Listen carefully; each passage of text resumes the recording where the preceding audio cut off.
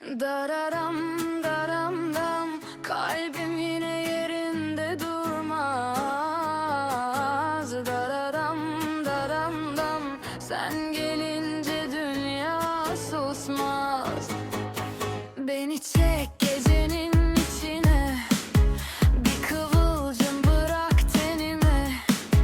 Şehir uyurken biz uyanık, adını yazdım kaderime.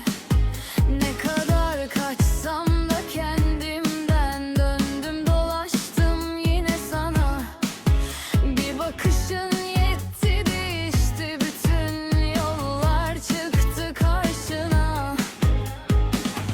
Bu şehir dar gelir bana, sen yanımda olmayınca.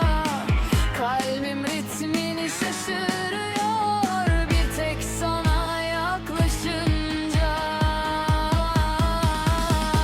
Sen gelince olan oldu, kalbim sana teslim oldu.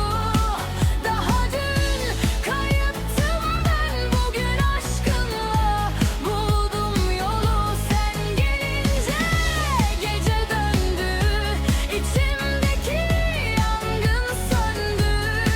Böyle sevda görmedim ben, kalbim ilk kez yerini buldu. Hey, bir adım bana, bir adım sana, dönsün dünya sabaha kadar. Bırak ellerin ellerimde, bu gece bizim hiç bitmese de. Gözlerin vuruyor tam kalbime, gülüşün karışıyor sesime. Ne varsa dün yarım kalan tamamlanıyor seninle. Kaldırım taşları bile biliyor artık adımızı. Bir sen bir